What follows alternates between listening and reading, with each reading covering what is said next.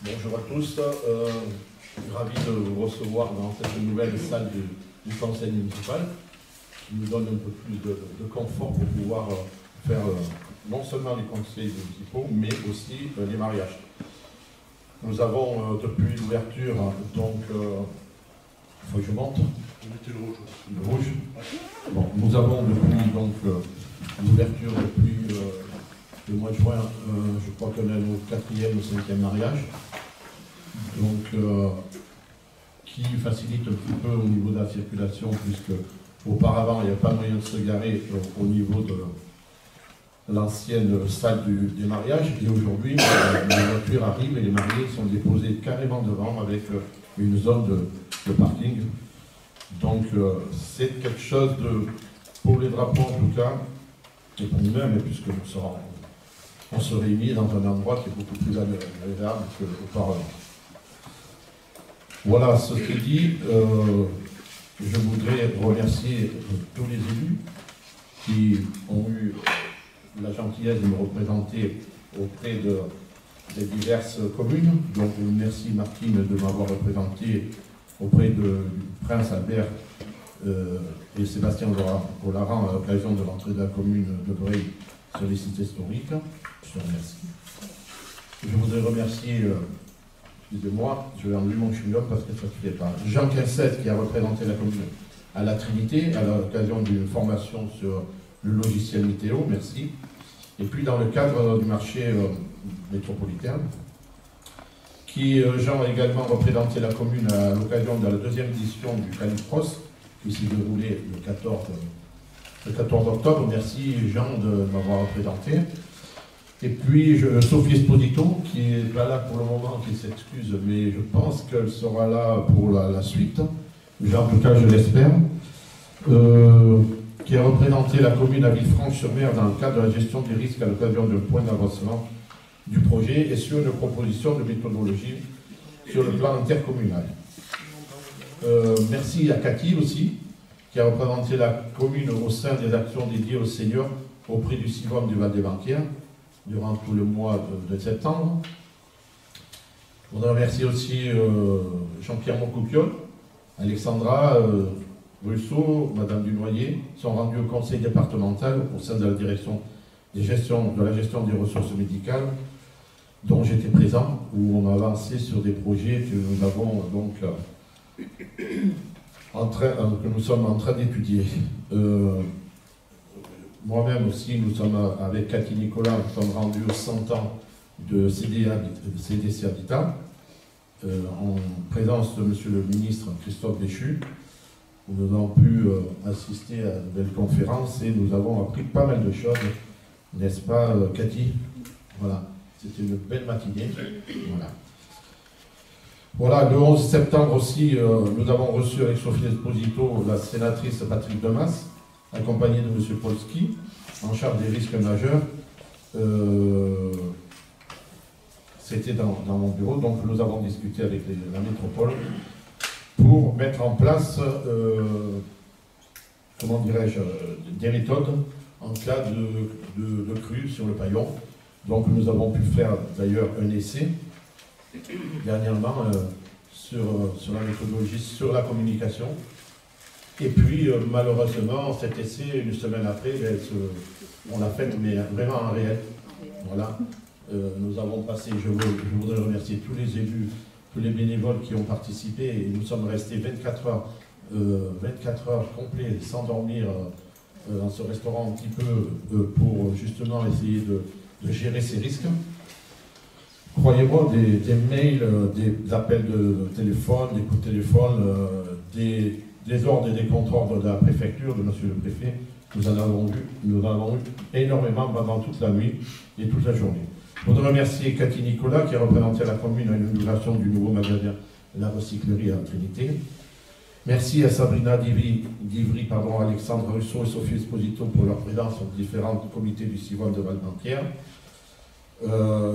Et aussi pour le lycée. Nous souhaitons la bienvenue aussi à M. Julien, nouveau proviseur du lycée de Draps, que nous avons reçu dans le bureau, et qui est prêt à travailler sur beaucoup de points avec nous sur des projets aussi. Donc, on a une autre, comment dirais-je, une autre approche du lycée avec le professeur, puisque auparavant, c'était un peu compliqué. Merci à Christine Decordier qui a représenté la commune au sein du comité de tourisme métropolitain, qui a été quelque chose d'enrichissant. Voilà. Alexandra Rousseau-Catidini qui était présente au conseil départemental concernant l'histoire des harkis, puisque nous faisons partie aussi de la commission sur l'histoire des harkis. Merci aussi pour le comité des Amis du Vélo. Voilà. Je voudrais d'abord, avant de commencer notre conseil municipal, je vous propose 1 minute de silence pour les morts de tout conflit qui secoue le monde actuel.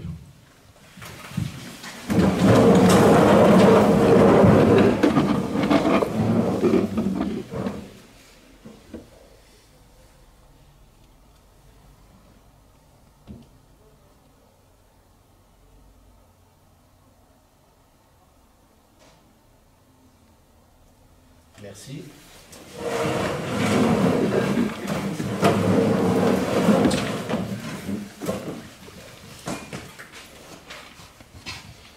Voilà. Pour commencer, tiens, je vais vous faire passer cette fameuse facture que quelqu'un me réclame qui n'est jamais venu voir. Comme ça, on invitera toute discussion après, puisque cette facture est à votre disposition. Elle est à la disposition de tous les drapeaux. Et donc, à demander à la voir, elle est à votre disposition. Je vais demander à la première adjointe de passer. Tu passes ? Oui, oui. Voilà. Regardez cette facture de cran qui fait de polémique pour rien du tout. Cette facture, on me la réclame, la personne n'est jamais venue la voir. Si, une fois, elle est venue et elle est montée dans les bureaux sans demander quoi que ce soit pour demander la facture. Heureusement que la personne en charge des finances ne l'a pas donnée. Elle est consultable. Voilà cette facture. Il n'y a rien de spécial. Il faut savoir que cet écran a été voté en DOB. Il faut savoir que cet écran a été voté au budget. Et cet écran, qui sert énormément aux associations, qui sert énormément à la mairie, c'est un écran, si on devait chaque fois le louer, c'est 4 000 € par la journée. On en est à peu près à 25 fois, donc on est presque à 100 000 € comment dirais-je, de location, alors que vous voyez, l'écran n'a pas coûté 39 000, beaucoup moins, mais il y a beaucoup aussi de matériel qui a été comment dirais-je, acheté en même temps que l'écran. Donc voilà, elle est consultable à tous les drapeaux. Il suffit juste de prendre rendez-vous pour la voir, et je vous la fais passer au conseil municipal comme ça. Je crois que malheureusement, la personne qui l'a réclamée n'est pas là. Mais la facture est là et elle est à sa disposition. S'il veut venir la voir, elle est à sa disposition. Il faut prendre rendez-vous. Voilà. Je vous la laisse lire.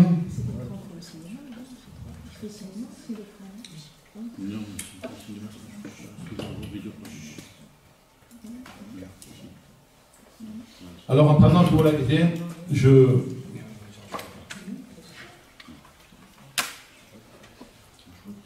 vous pouvez la regarder, vous pouvez la sculpter, il n'y a pas de souci, on vous la fait passer. Réunion de quartier, quelques informations. Donc la reprise des réunions de quartier. Donc on a eu une réunion le 27 septembre à la place de la Libération.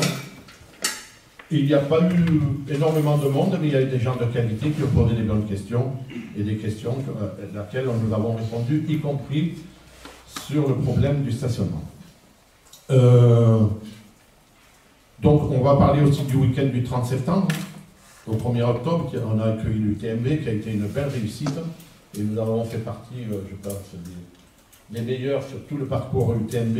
Nous avons les félicitations du jury parce qu'au niveau de l'accueil et de l'organisation, je crois que nous avons été les meilleurs. Donc merci à Audrey et merci à M. Senazanotti qui ont organisé cette UTMB et qui l'organisent depuis l'an dernier. Merci à tous les bénévoles, merci à tous les élus. Et parce que cette réussite, c'est 24 heures non-stop aussi. Donc voilà, merci d'avoir assuré, merci de montrer qu'à Draps, nous sommes des gens qui savons organiser et nous sommes des gens sérieux. La semaine bleue, Cathy, bravo pour cette semaine bleue, tout ce qui a été fait, je te remercie. Merci. L'opération Benne Verte, merci pour l'opération Benne Verte, qui a eu un succès parce qu'on a rempli la benne en rien de temps. Et donc, il y a eu un beau succès avec en plus de ça, la journée, il y a eu aussi la journée nature, le même jour. Donc, avec beaucoup de monde, c'est une belle journée agréable. Voilà. Les jeudis cinéma qui ont repris. Donc hier soir il y avait 2 films. Voilà. Le festival de magie qui a été formidable. Merci Christine pour cette belle organisation. Merci aussi à tous ceux qui t'ont aidé. Drapois et non Drapois, tous les bénévoles, tous les élus qui t'ont aidé. Je remercie. L'été dansant, encore le dernier été dansant qui a été un succès, parce qu'il y a beaucoup de monde aussi. Les battues administratives qui sont organisées sur Draps. Nous avons été obligés d'annuler l'inauguration du CPTS en raison des conditions météorologiques. Donc une nouvelle date sera donnée. Voilà. La soirée des années 80, organisée par l'OMJCL, remercier donc l'OMJCL, son directeur, son président et tout le personnel de l'OMJCL pour cette belle soirée qu'ils ont organisée donc la semaine dernière. Très festif, plus de 250 personnes qui a réuni des Drapois. Donc merci à l'OMJCL pour cette belle soirée. Ce soir, il y aura la compagnie Trans qui fera une restitution à Jean Ferrat de 20h à 21h. Donc vous êtes invités, chers amis Drapois, les élus, à cette soirée. Merci à Fête et Tradition qui, pour tout ce que fait cette association à Draps et qui organise le 31 octobre à Halloween. Donc c'est complet. Malheureusement, pour ceux qui ne sont pas arrivés à temps, désolé, mais on ne prendra plus personne. Enfin, ne prendront plus personne pour des raisons de sécurité. Et donc, merci à Fête et Tradition. Je voulais signaler aussi le départ de Margot Chevrier qui rejoint Bordeaux, donc souhaitons-lui bonne chance. Je l'ai rencontrée dernièrement parce qu'elle était là pour un mariage et j'ai transmis toutes les félicitations de la population drapoise. La reprise par la métropole de l'enquête publique qui devait se terminer le 25 septembre. Mais tout à l'heure, en délibération, on vous donnera un peu plus. Donc, la fixation des dates des conseils municipaux, ça, vous le savez, donc 5 jours à l'avance, puisque vous recevez toutes les délibérations. La périodicité, c'est par rapport à un problème que l'on a à gérer. Voilà, donc il y a certaines échéances qui nous sont imposées. Aujourd'hui, l'échéance qui nous est imposée, c'est d'abord d'entériner donc la décision de Châteauneuf, c'est Châteauneuf du Château, non, c'est Tourette du Château, pardon, donc à la métropole. Voilà. Le 28 août, donc, nous avons demandé une subvention d'adaptation cantonale. Voilà. Fin octobre, une date intermédiaire pour les dossiers. C'est vrai qu'on va demander une subvention ici qui devait être passée aussi avant la fin du mois d'octobre. Les petits déjeuners qui sont toujours servis à l'école et qui sont travaillés par notre diététicienne. Donc, qui se compose d'un biscuit, d'un laitage et d'un fruit. Donc, une madeleine, une crêpe, ou un yaourt, ou un lait chocolaté, ou une pomme, ou une banane. Et depuis fin 2021, début de l'opération, on a servi 15 000 petits déjeuners. Bien sûr, nous sommes subventionnés à hauteur de 19 080 par l'éducation nationale, mais on peut féliciter donc les gens de la cantine et le personnel pour ces petits déjeuners. 2 mots pour vous rendre compte des activités de l'ONJCL, ACM, périscolaire et extrascolaire. Donc, concernant le périscolaire, le fonctionnement du lundi, mardi, jeudi, vendredi, de 7h30 à 8h30, de 11h30 à 13h30, de 16h30 à 18h30. Le mercredi, de 7h30 à 18h30. L'évolution, en 2021, nous avions 131 000 heures, 750 par enfant, d'heures d'enfant, pardon. En 2022, 152 000 heures. Et pour 2023, nous avons une évolution du nombre d'enfants de 25% environ par rapport à 2022. Le rappel du taux d'encadrement obligatoire afin de garantir la sécurité, c'est 1 pour 8 en maternelle et 1 pour 10 en élémentaire. En extrascolaire, 3 secteurs, maternelle, élémentaire et adolescent. Ouverture pendant les vacances scolaires, l'évolution, en 2021, nous avions 60 000 enfants. En 2022, c'est 73 000 enfants. L'évolution du nombre d'enfants accueillis est de 31% en 2023, plus de 31% en 2023. Un exemple concret, au mois de juillet, maternelle 85 enfants tous les jours, primaire 108 enfants, adolescents 48 enfants. Voilà. Donc ils ont été obligés de limiter parce que ça commence à faire beaucoup de monde. Et donc, il faut encadrer tous ces enfants. Point très important, hormis les petits bobos sur les faits de jeu, aucun accident n'est à déplorer pendant le temps d'accueil de l'ONJCL. L'arrivée du 2e ASVP, déjà très impliqué lors des intempéries du 20 octobre, zone bleue, dépôt sauvage, logement insalubre. L'incivisme, acte de vandalisme, nous avons eu un acte de vandalisme à l'école Romain Tèche, qui est en étude, qui est d'ailleurs aux mains de la gendarmerie pour voir ce qui s'est passé et quels sont les coupables. Un petit feu de toit sur l'école Pierre Couvin où des jeunes se sont amusés à monter sur le toit pour allumer un feu sans trop de dégâts. Mais donc là aussi, nous avons entamé donc, des recherches avec la gendarmerie pour trouver les coupables.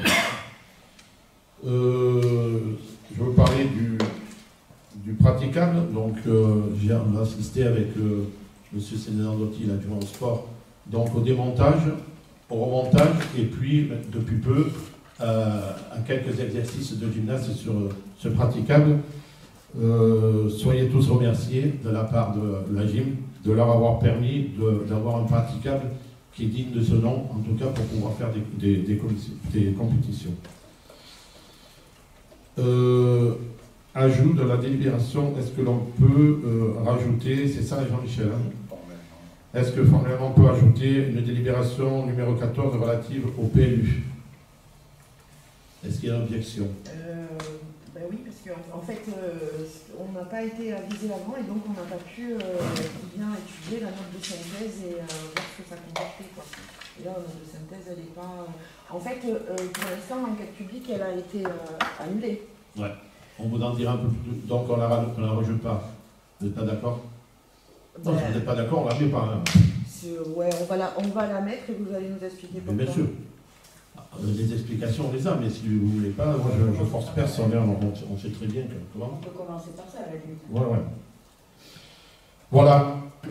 On est d'accord sur l'ajout de. Ok. Donc maintenant, je vous propose de désigner un secrétaire de séance qui est candidat. Xavier, allez, Xavier, à toi. Allez, Robert Nardelli. Il est là. Dunoyer de Ségonzac Martine. Présent. Mineur Philippe. Présent. Russo Alexandra. Présent. Digani Serge. Présent. Sophie Exposito. Procuration, monsieur Philippe Mineur, avant qu'elle arrive. Oui. Sénazandotti Jean-Christophe. Présent. Dini Catherine. Présent. De Cordier Christine. Boitala Laftas. Présent. Dodin Gracienne, absente. Xavier Gergelet, présent. Thierry Vissian, procuration à monsieur Nardelli. Vanessa Bojo. Présente. Michael Trucchi, absent. Digani Nathalie, procuration à Martine Dunoyer. Jean Quincès. Présent. Sabrina Tibry. Présent. Jean-Pierre Bonbouquiol. Présent. Cathy Nicolas. Présent. Damilano Françoise. Bianchi Romain. Absent. Sandrine Guglielmino. Présent. Philippe Jana. Absent. Absent. Maëva Pomeré. Absente. Stéphane Vial, procuration Sandrine Guglielmino. Et Clorinde Marconi. Présente. Le quorum est atteint, monsieur le maire. Merci, merci. Voilà. Nous allons passer donc. On va passer donc à la première portion, au compte rendu. Donc nous allons approuver le compte rendu. Est-ce qu'il y a des observations? Pas d'observation? On passe au vote. Qui est contre? Qui s'abstient? Je vous remercie. Non. Deux abstentions? Ah d'accord, ok, très bien. Le point numéro 1, donc, qui est l'adhésion de la commune de Tourette du Château à la métropole Côte d'Azur. Donc cette délibération porte l'exemple de la solidarité entre les communes de la métropole. C'est une commune de 138 habitants qui nous est proposé d'accueillir.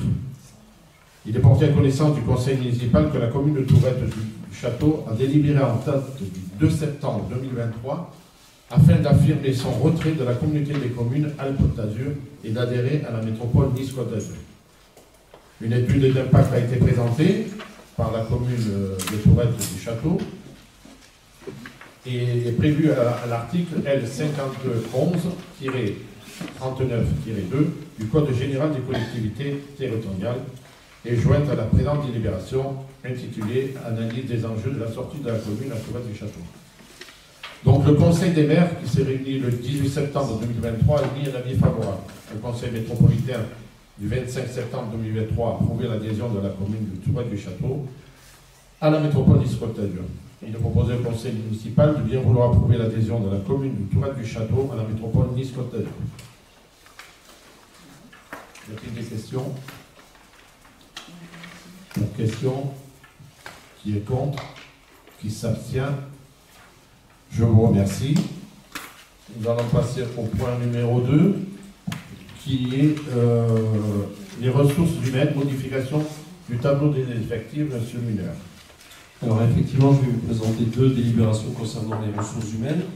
Je vous rappelle que suite à la démission de 5 représentants du personnel élu, nous ne sommes plus en mesure de réunir le conseil social territorial et nous en sommes les premiers désolés puisque, vous le savez, nous sommes très attachés au dialogue social.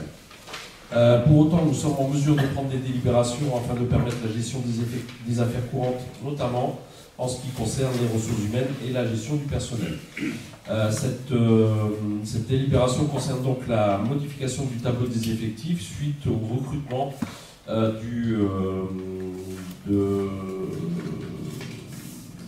sur un poste de technicien, qui est le grade détenu par l'agent territorial qui a été sélectionné dans le cadre du processus de recrutement.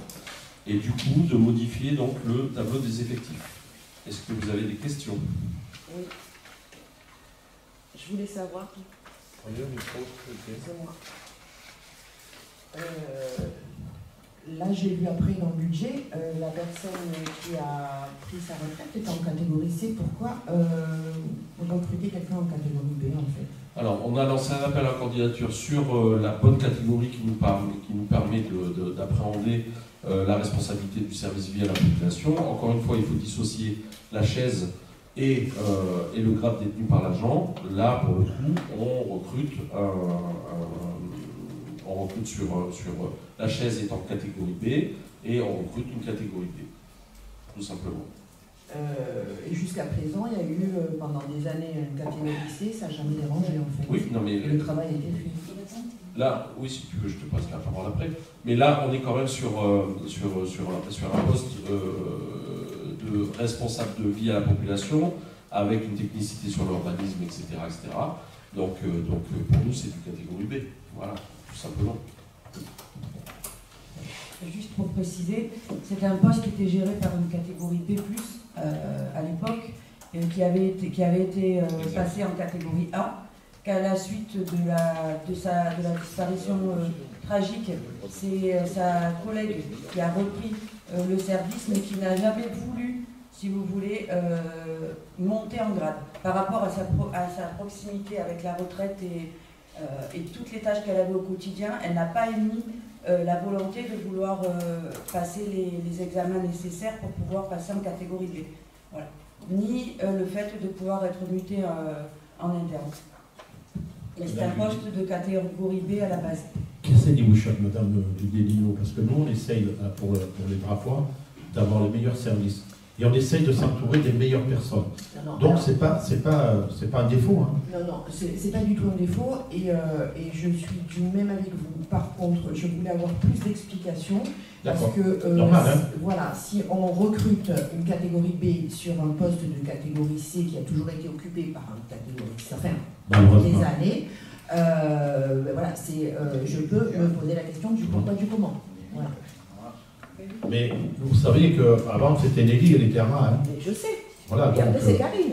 Voilà, après on a eu Karine parce que, bon, elle a postulé et qu'elle nous a rendu les services qu'il fallait, qui n'a jamais voulu monter de grade, comme elle a dit.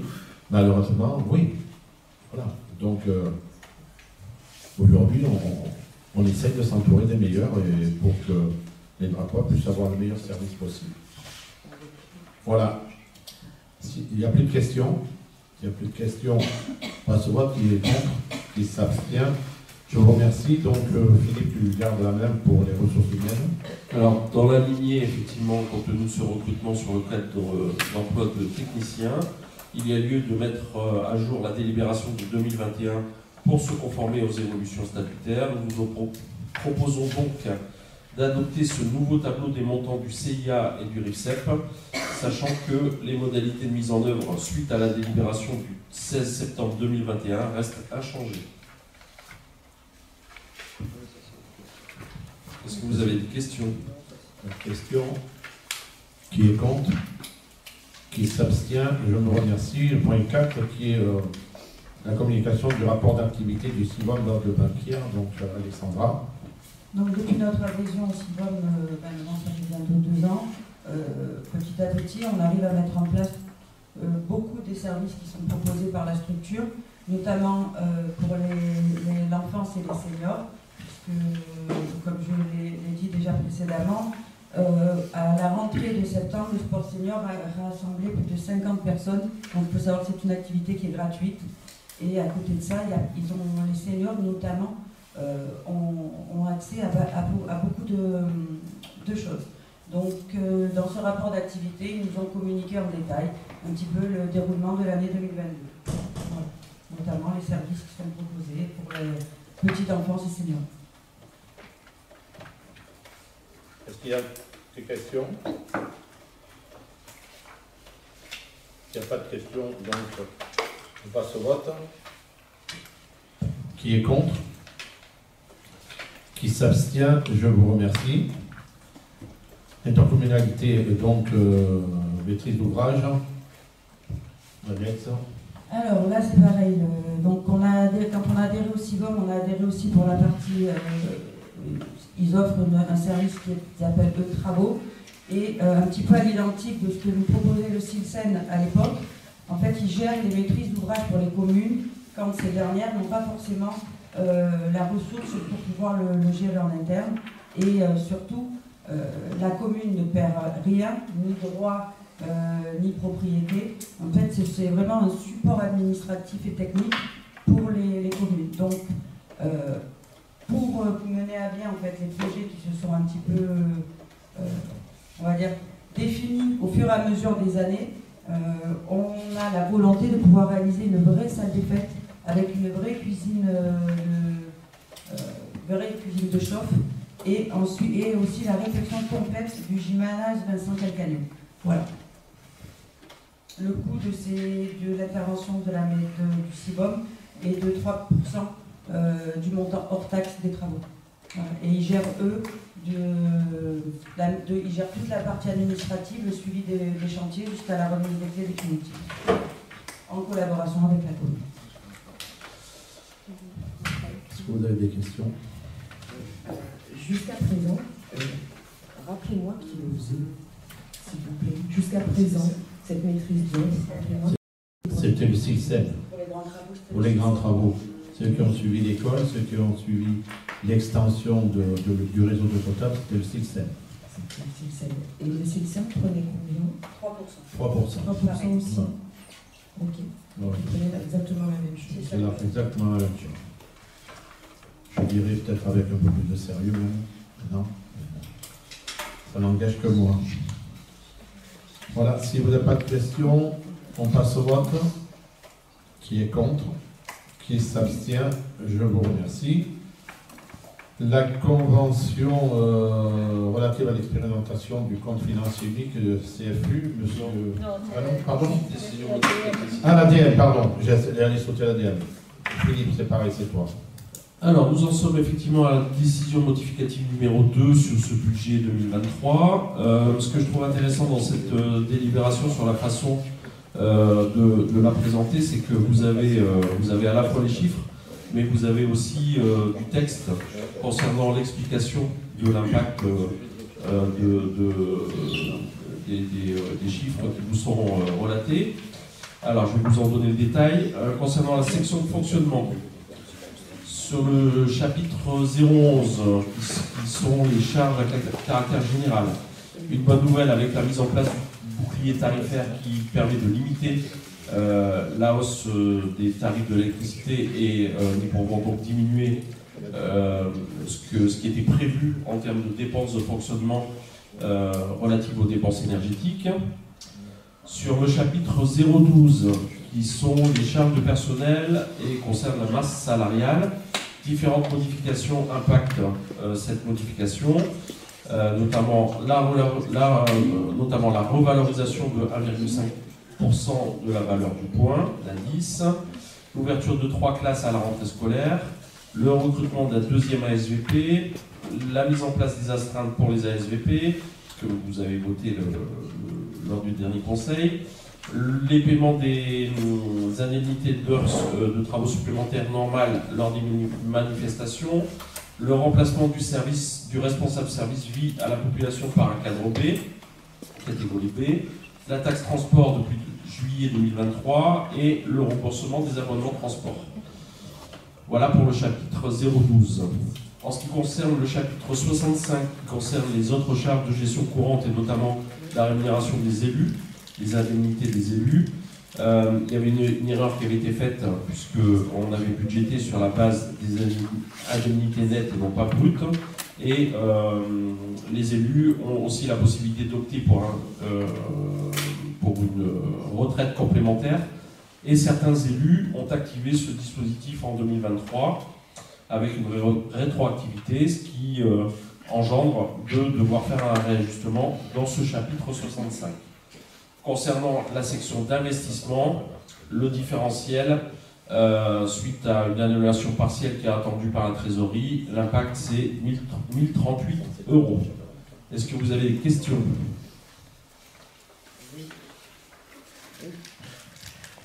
Moi, pas sur, si vous voulez, pas sur les explications que j'ai tout à fait comprises. Je voulais revenir sur un point au niveau, parce que évidemment, on n'avait pas pu être là en août lors du conseil municipal. Donc le chapitre 12, il y a la revalorisation du point, donc ça c'est tous les fonctionnaires OK. Je voulais revenir sur les astreintes des ASVP. Donc monsieur Bianchi apparemment en a parlé la dernière fois parce que j'avais vu dans le compte rendu. Je n'ai aucune, mais alors je ne vois pas en quoi les ASVP peuvent faire des astreintes. En fait, si vous voulez, les prérogatives des ASVP, on les connaît tous. Moi, je les connais aussi très bien. On a pour le soir, en fait, pour les horaires de travail, il y a la gendarmerie qui est juste à côté. Et de toute façon, ils ne peuvent absolument pas remplacer remplacer ni un policier municipal, ni un gendarme. Donc je ne vois pas, hormis les faire, leur faire gagner un peu plus, en quoi servent les ça, ce que vous venez de dire, c'est pas gentil. Ben, et en plus, ça, ce que vous venez de dire, c'est pas gentil vis-à-vis du personnel. Dans le Je ne recrutement. peux pas vous laisser dire ça, madame. Alors, ben, moi je vous dis. Je ne peux pas vous laisser dire moi, ça. je vous dis, Quand ils sont là, ils font leur boulot, c'est pas pour venir gagner plus, madame. ah non, mais Quand on les ils fait sont là, venir, ils c'est font parce leur qu'on en boulot. a besoin, madame. Mais ça, je ne dis pas le contraire. Ouais, vous dites le contraire. Non, je ne vois pas à quoi servent les astreintes des ASVP. Point barre. Je ne vois pas. C'est tout. Voilà. Par contre, après aussi, vous faites des recrutements. Et moi, j'aimerais bien savoir quand même, mettons le deuxième ASVP. Bon, le premier, je ne sais pas si c'est quand c'est des...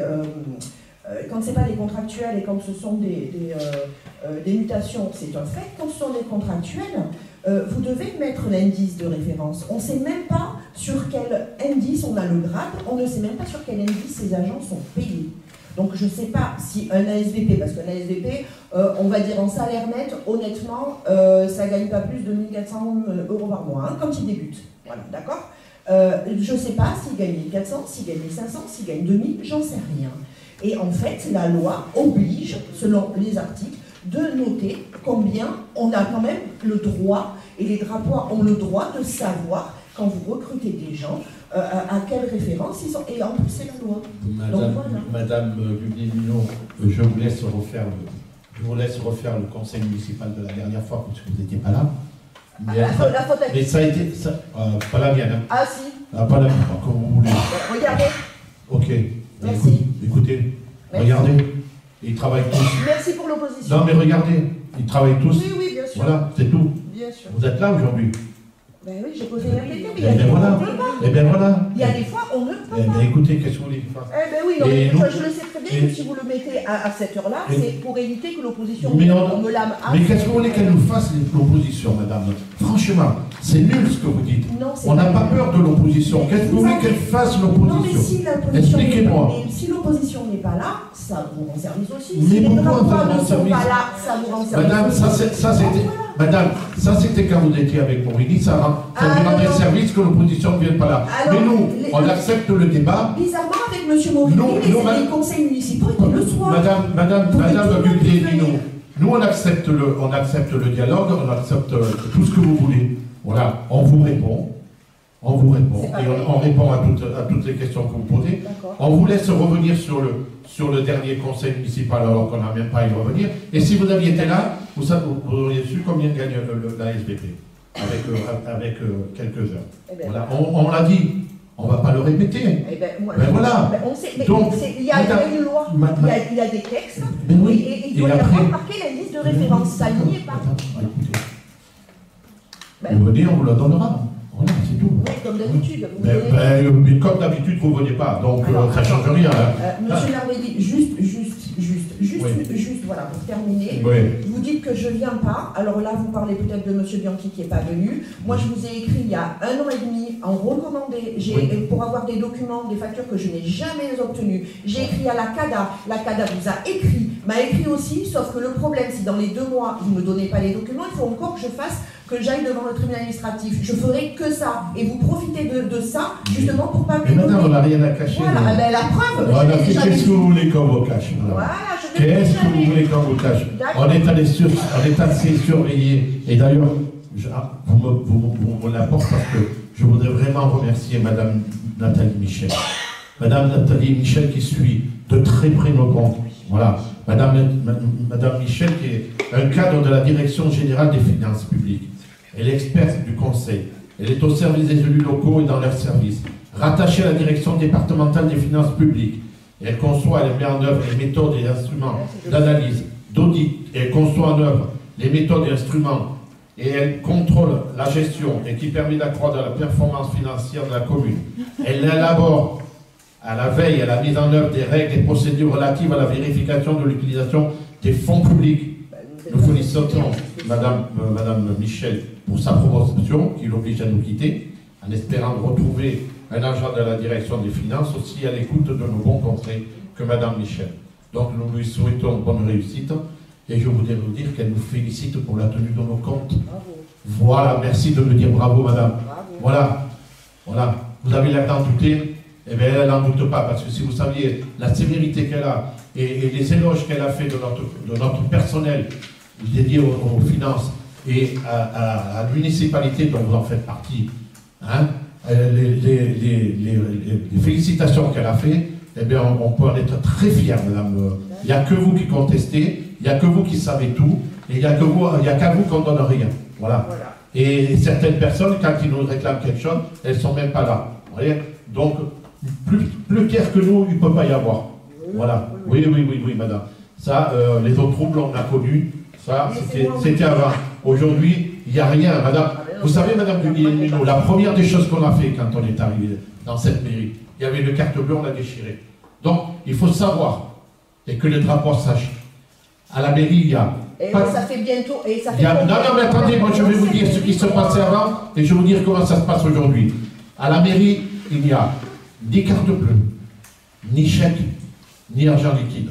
Donc déjà, ici, nous sommes irréprochables.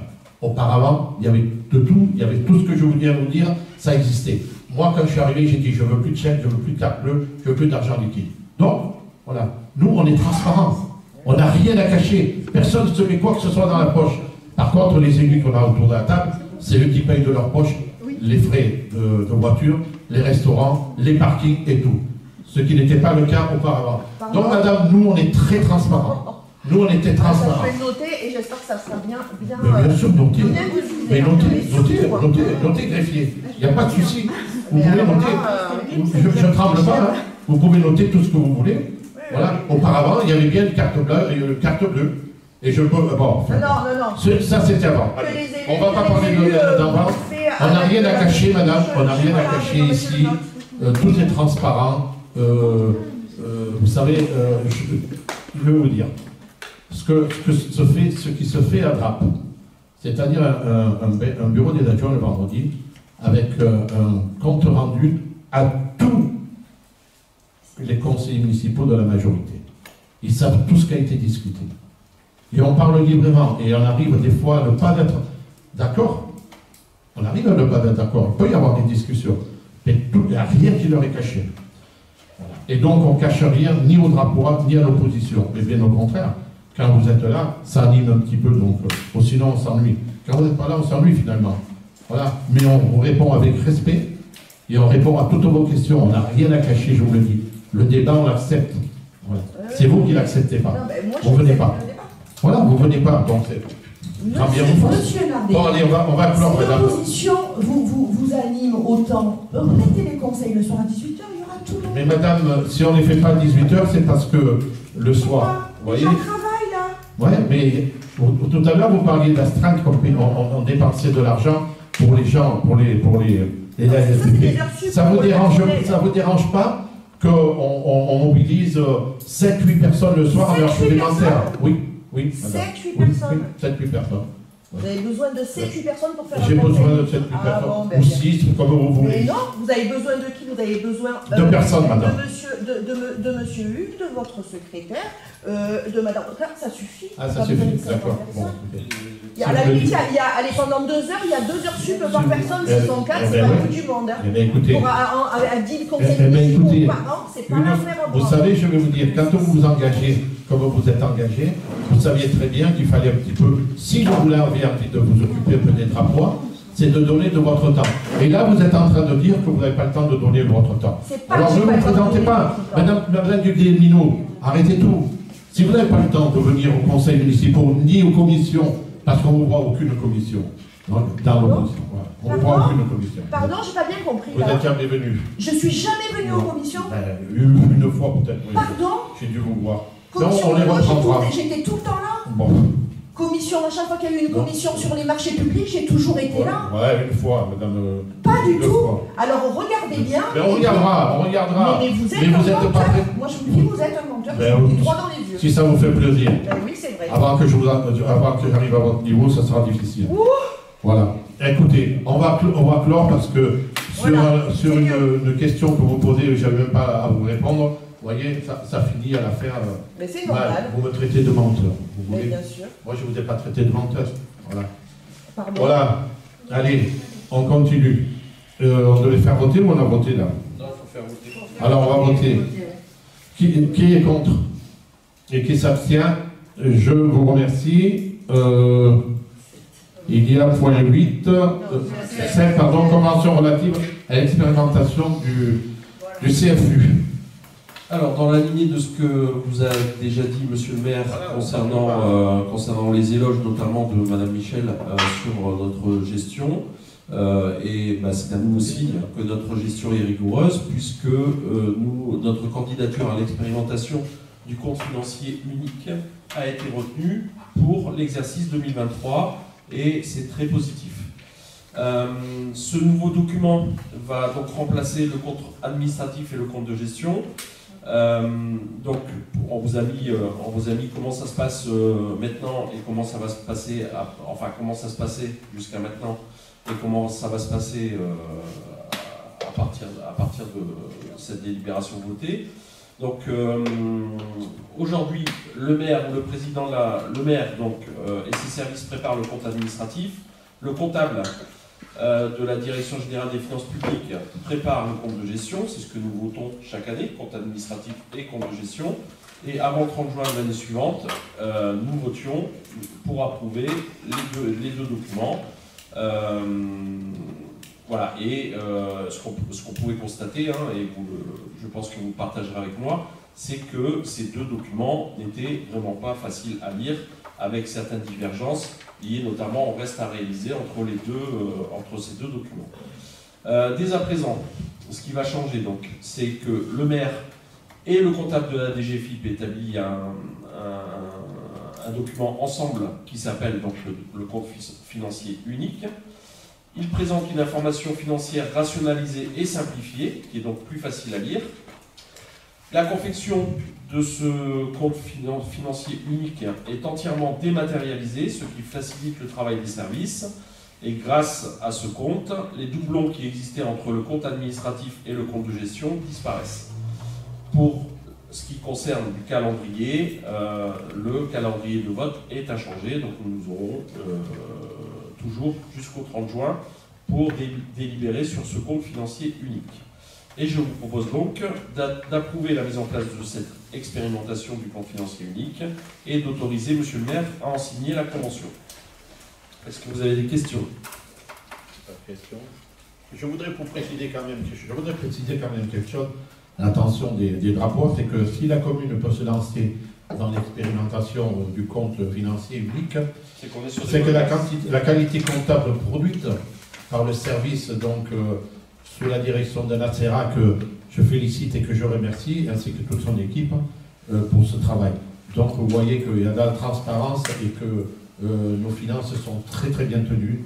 Donc bravo et merci aux services financiers. Il n'y a pas de questions? S'il n'y a pas de questions, on passe au vote. Qui est contre? Qui s'abstient? Je vous remercie. Oui. Je vais déplacer la voiture vraiment 2 minutes. Vas-y. Remarque, quand je suis arrivé, je me suis garé, on m'a dit n'oubliez pas le disque, monsieur Saint-Zanouti. Donc, je vais déplacer mon véhicule. Vas-y.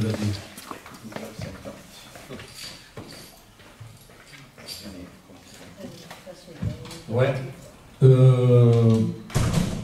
La prochaine culture, numéro 8, demande une subvention auprès du département. Christine. Alors, l'activité culturelle de la commune nous amène à solliciter auprès du conseil départemental. Je ne sais pas si vous m'entendez bien, parce que je n'ai pas trop bien. Peut-être, c'est mieux là. C'est mieux? Oui. Ah, voilà. Donc, comme je disais, l'activité culturelle de la commune nous conduit à demander, à solliciter au conseil départemental des financements pour les diverses manifestations sur 2024. Donc, vous avez un tableau où vous êtes indiqué mois par mois les manifestations que nous avons l'intention de faire et le montant de ces prestations. À la suite de ce tableau, il y a une petite coquille qu'il faudra corriger. Ce n'est pas le coût total estimé des manifestations facturation 2023, il faut lire 2024. Voilà, il faudra juste corriger la coquille. Donc, le coût estimé est de 52 800 €. Nous demandons au conseil départemental une subvention de 31 680 € et la part communale est de 21 120 €. Alors, certains vont peut-être se poser la question. En effet, la demande que nous faisons cette année au conseil départemental est un petit peu plus élevée que celle que nous avons pu demander les années passées. C'est pour une raison toute simple. Alors, je vous relis le mail que j'ai en ma possession. En fait, jusqu'à présent, le conseil départemental nous octroyait entre 0 et 30% de subventions. Les choses ont un petit peu changé à notre avantage. Donc nous faisons partie du groupe 3, les communes de zone moyen pays, définies comme rurales au sens du nouveau règlement. Jusque-là, la fourchette était, comme je viens de vous l'indiquer, de 0 à 30% et elle passe de 30 à 60%. C'est pour ça qu'on demande un petit peu plus au conseil départemental. Voilà. Est-ce qu'il y a des questions? Oui. Du coup, vous demandez 10 000 € pour le festival de magie. Est-ce que vous pouvez détailler? Par rapport aux autres manifestations, la somme est beaucoup plus élevée. Oui, alors vous n'êtes sans doute pas venu au festival de magie. Ça a été, peut-être que le maire pourra en parler mieux que moi. Ça a été une très grosse manifestation, vraiment. Et on veut faire mieux l'année prochaine. D'accord. Parce que ça a été demandé par tous les gens qui étaient là à la soirée. Il y avait certainement des petites imperfections. L'important, c'est que personne ne les ait vues. Et on fera en sorte que ça sera mieux l'année prochaine. Mais c'est une manifestation qui est redemandée. Comme on veut faire quelque chose d'un petit peu différent, toujours dans le même esprit de festival de magie, on considère que, oui, il faut qu'on demande un peu plus. Cette année, c'était un essai. Un essai qui, à mon sens, s'est très bien passé et qui a été très apprécié. Donc, on demande, en effet, un petit peu plus. Alors, pour conclure sur ce... D'abord, je voudrais remercier toi, toute ton équipe et Cathy Nicolas pour cette magnifique manifestation qui vous a pris presque un an quand même. Oui, un an de travail. Alors, pourquoi c'est un peu plus cher? Parce qu'il y avait quand même le 3e mondial qui est venu. Donc, si on veut faire de beaux spectacles, il faut s'entourer aussi, comme je vous le disais tout à l'heure, dans les services, des meilleurs. Et donc, on a eu un spectacle extraordinaire, 6 heures de spectacle, avec vraiment des magiciens extraordinaires. Voilà, ils nous ont fait rêver toute une soirée. On n'a pas vu passer les 6 heures, franchement, tout le monde. Et voilà. Et c'était vraiment quelque chose de qualité. Il y avait d'ailleurs d'autres maires et d'autres personnalités qui étaient là. Bon, ils sont restés estomaqués. Donc, je voulais vous remercier encore toutes et tous, puisque vous n'étiez pas seul non plus. Vous aviez des bénévoles avec vous, vous aviez beaucoup de monde. Mais bravo pour cette excellente soirée. Et bien sûr qu'on recommencera l'année prochaine en essayant de faire mieux. Vous avez encore des questions? Oui, moi, ce festival de magie, donc c'est parce qu'il y a aussi, bon, il y a les magiciens évidemment, il y a un repas qui est prévu, c'est un spectacle qui est payant. Bien sûr. D'accord. Bien sûr. Donc là, vous mettez la dépense, mais la recette, parce qu'en fait, si il y a une recette en face, peut-être que... Vous voyez ce que je veux dire? C'est normal que, heureusement qu'il y ait de la recette en face, sinon... Non, mais ce que je veux voilà. vous dire par là, c'est que vous mettez 10 000 €. Est-ce que 10 000 €, c'est le coût de la prestation, c'est-à-dire de ce qu'il faut payer les magiciens, le repas, voilà, ou est-ce que c'est le coût d'étude des recettes que vous avez engendrées? Puisqu'en 2023, ça a déjà eu lieu il n'y a pas longtemps. Alors, ça, c'est pour 2024. Vous savez combien ça a coûté et combien vous avez reçu en recettes? Alors, on a, moi, enfin, monsieur le maire et moi-même, puisque on attend de la comptabilité de savoir exactement ce que ça a coûté, parce qu'en effet, il y a eu le repas, il y a eu 6 heures de spectacle, ça c'est une chose, et après à côté il y a eu 2 spectacles pour enfants gratuits, gratuits pour les enfants, mais les magiciens ils ne sont pas venus gratuitement. Il y a aussi, il faut qu'on fasse le calcul des agents qui étaient là, combien ça a coûté, puisqu'on a eu des agents. Savoir au niveau des achats fournitures on attend les factures pour faire un point. De toute manière, ça ne nous empêche pas de demander une subvention. Je ne comprends pas votre question. On demande la subvention parce que, voilà, elle sera en fonction. Oui, mais voilà. C'est pas vous qui l'a donné la subvention. Mais non, mais c'est pas ça. Voilà. Nous, c'est le conseil départemental, voilà. c'est aussi nos impôts en fait. Ouais, d'accord. Mais alors, de toute façon, si nous ne la donnons pas, nous, aux impôts et donc aux impôts des gens en fait. Mais c'est pas ça que je veux dire. Vous me dites qu'est-ce que ça peut bien faire? Ben si, ça fait parce que 10 000 euros vous mettez au pif ou c'est parce que vous avez calculé? Moi, c'est ça que je voulais savoir. Les recettes qui parce qu'on a fait une estimation. On a fait une estimation. Voilà. Je vous signale que les gens qui sont venus le matin pour l'école, ça devait être payant. Le spectacle, donc l'école du matin, et l'après-midi, le spectacle pour les enfants devait être payant. Demandez est-ce que ça sera gratuit quand même pour les enfants de drapeau. Vous n'allez pas nous reprocher d'inviter les enfants. Non, pas du tout. Voilà. Donc voilà, tout ça, ça a un coût. Donc on a estimé à ça et on demande une subvention de 10 000. De toute façon, si on en avait un, tant mieux. De toute façon, une subvention, c'est toujours plus que moins. Écoutez, si vous n'avez plus de questions, on passe au vote. Qui est contre? Qui s'abstient?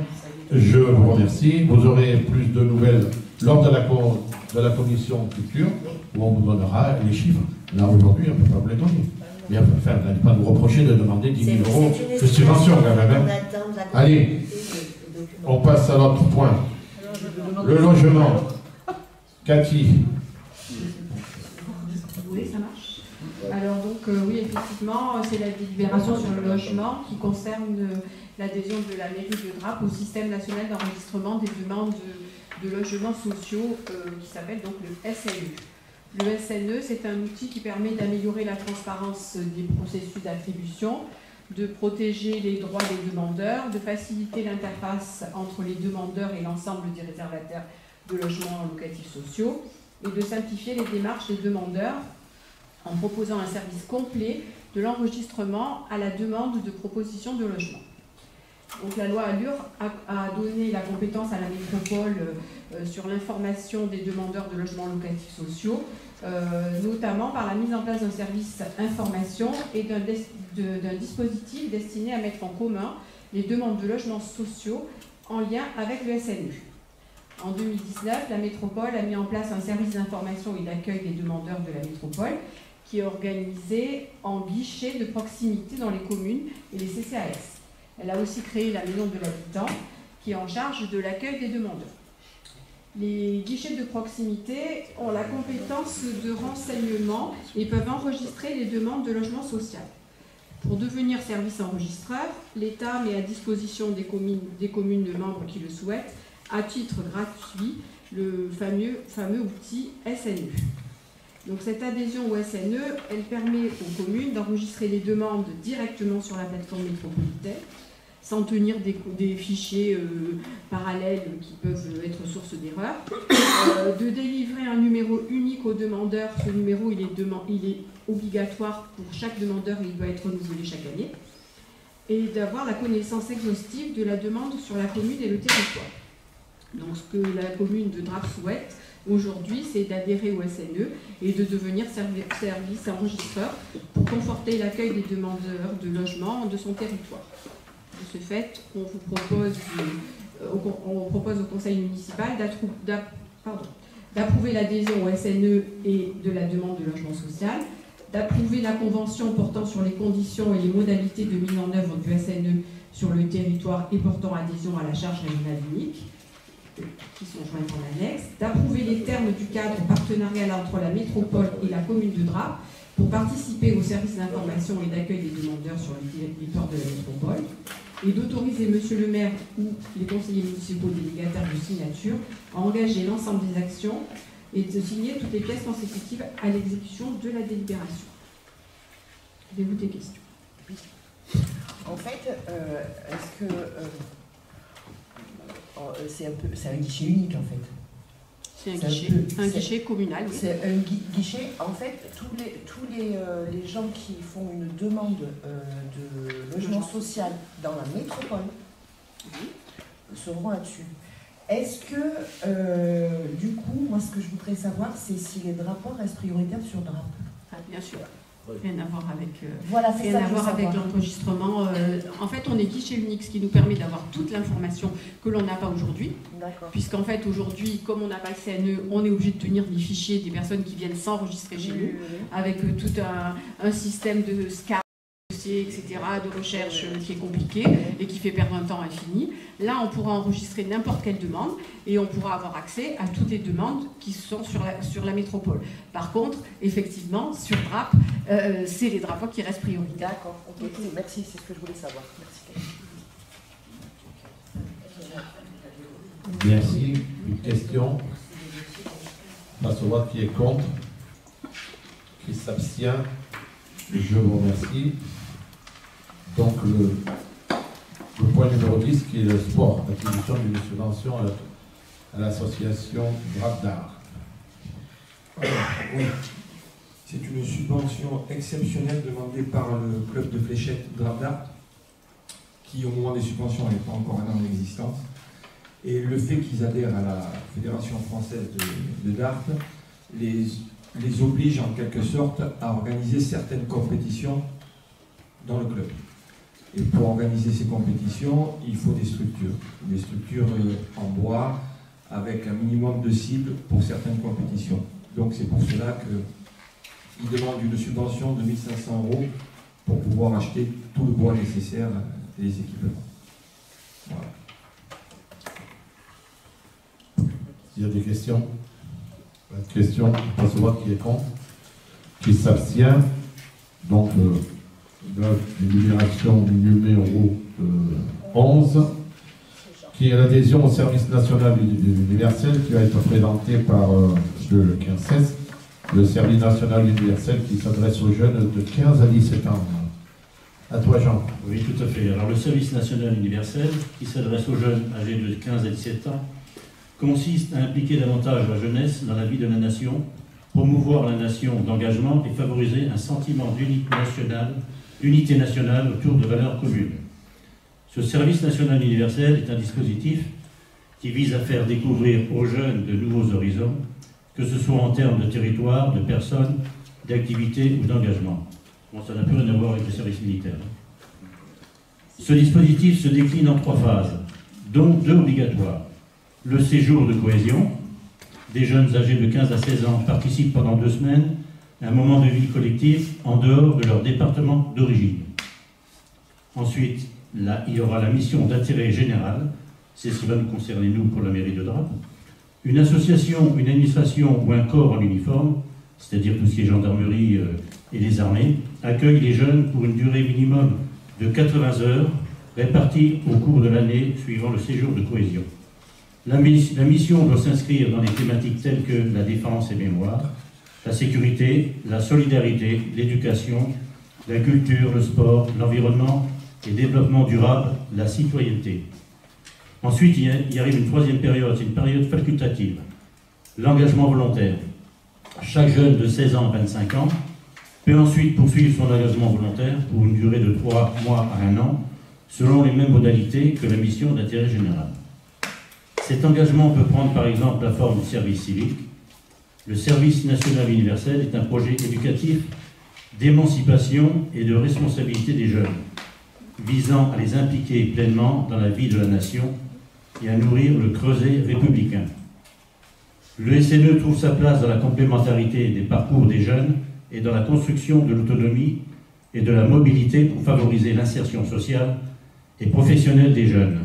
Il est un appui fort de développement territorial, particulièrement dans les secteurs ruraux et ceux de la politique de la ville. Le SNU est une démarche individuelle qui s'effectue sur la base du volontariat. Ce n'est pas encore obligatoire. À la rentrée 2023, le nouveau label Classe engagée donnera aux élèves de seconde et de première de CAP l'opportunité de faire l'expérience du CNU. Il vous est proposé que la ville de Draps s'inscrive dans ce dispositif afin d'accueillir des jeunes qui souhaitent réaliser une mission d'intérêt général et poursuivre par un engagement volontaire de 3 mois minimum, par exemple sous la forme d'un service civique. Alors, il est proposé au conseil municipal de décider de mettre en place le dispositif du service national universel au sein de la collectivité pour une mission relevant du domaine de la jeunesse à compter du 1er décembre 2023, pour une durée de 12 mois. D'autoriser le maire ou son représentant à signer les conventions ou les contrats d'engagement de service national universel avec les volontaires. À savoir qu'en 2022, il y a eu à peu près 30 000 volontaires pour le SNU. Bon, c'est pas mal, mais c'est pas ça encore. Parce que par rapport au service militaire national qui était obligatoire, ça touchait quand même beaucoup plus de monde. Enfin, moi, c'est mon avis personnel. Merci Jean, et merci pour tout ce que tu fais, pardon, parce que tu t'occupes aussi de la réserve nationale aussi, hein, c'est ça? Voilà. Donc il avance bien, parce que tu as beaucoup d'adhérents. Là, ouais, j'ai voilà. Personne. Merci pour tout ce travail. Est-ce qu'il y a des questions? Pas de questions. Je vous remercie. On passe au vote. Qui est contre? Qui s'abstient? Je vous remercie. Donc le point numéro 12, concernant l'autorisation de occupation du domaine public routier. Alex, concernant les vélos. Le 2 octobre dernier, on s'est réunis avec les communes de la métropole pour valider, si vous voulez, les nouveaux opérateurs qui vont rentrer en service à partir du printemps 2024 concernant les vélos mis à disposition des particuliers. Le marché public arrivant à son terme, il y a eu un nouvel appel d'offres. Donc là, il y a 2 opérateurs qui ont été retenus et qui vont proposer donc, le libre service au niveau des vélos mécaniques et aussi électriques pour les habitants de la métropole. On voit à Nice, il y a déjà eu des travaux qui ont été effectués puisque les bandes de recharge sont mises en place sur le parking Jean Ferrat et que la commune devrait en principe être dans les premiers à bénéficier de l'installation des nouveaux vélos puisque nous n'allons pas en enlever. Et que le prestataire actuel doit enlever ces vélos dans le courant du mois de février 2024. Voilà. Y a-t-il des questions? Pas de questions. Passe au vote. Qui est contre? Qui s'abstient? Je vous remercie. Donc on en arrive à c'est l'attribution, c'est finance, mais en fait c'est pour Cathy ça. Le PIMS, médiation. Tout à fait. Le PIMS, c'est un service de médiation, d'information, oriente et accompagne les usagers dans leurs demandes administratives. Ils préviennent et aident à la résolution des conflits. Depuis le mois de juin, des permanences se tiennent à Draps, dans cette même salle du Conseil, le mardi matin de 9h à 12h et le jeudi après-midi de 13h30 à 17h. Ce dispositif est très apprécié des administrés, de plus en plus sollicité. Afin de permettre le développement de celui-ci et de continuer à mener des actions en faveur de la population, il est proposé au conseil municipal d'attribuer une aide financière au PIMS de 3 000 € pour l'année 2023. Pour une demi-journée supplémentaire, en fait. Voilà. C'est ça, c'est ça. Merci Cathy. Donc, savoir que le réseau service géré par la préfecture, donc le PIMS, nous avons accès est à l'Escarène, le plus proche. Donc, cette localisation, bien sûr, c'est difficile d'accès. Donc, pourquoi? C'est pour cela qu'on a pris donc attache avec PIMS. Et ça se passe 2 fois par semaine ici même, où j'ai rencontré d'ailleurs pas mal de drapois qui viennent donc rencontrer les gens de la PIMS. Et ils se rendent à domicile. Oui, madame. Oui, ils se rendent à domicile. Est-ce qu'on pourrait communiquer plus ou informer plus les drapois, parce qu'il y a encore des drapois qui ne sont pas au courant? C'est écrit sur les panneaux. Il n'y a pas de souci. S'il faut renforcer la communication, il n'y a pas de souci. Mais je sais que Cathy donc, appelle aussi les gens, et s'il manque un peu de communication, on en fera un peu plus. Vous avez raison, merci. Tout à fait. Merci. Il n'y a pas de questions? Ok, alors donc on passe au vote. Qui est contre? Qui s'abstient? Je vous remercie. Donc le point 14 qui est, donc vous avez bien voulu accepter, qui est l'abrogation de la délibération d'arrêt du PLU. Madame Guy. Alors, on a arrêté le 7 avril 2023 le nouveau PLU. En fait, le contrôle de la légalité nous a demandé expressément d'abroger cette délibération et que ce soit la métropole qui reprenne, si vous voulez, la procédure de révision générale pour le compte de la commune de Grappes, puisque l'urbanisme étant la compétence métropolitaine. Voilà. Donc en fait, dans le fonctionnement, ça ne change rien, puisque ce sont toujours les élus de Grappes et le même bureau d'études. C'est juste que les délibérations seront portées d'abord en conseil métropolitain avant d'être présentées en conseil municipal. Voilà. Donc du coup, c'est eux qui vont faire à l'arrêt du PLU et qui ensuite vont lancer l'enquête publique qui aurait dû se faire au mois de septembre. Voilà. Et qui finiront par financer le reste. Et c'est eux qui reprennent aussi, bien sûr, le financement du restant de cette révision générale. Est-ce qu'il y a des questions? Pas de questions? Et je vous remercie. On passe au vote. Qui est contre? Qui s'abstient? Merci pour ce bon moment. Même si de temps en temps on n'est pas toujours d'accord, mais à la fin, voilà. Donc merci et puis à la prochaine.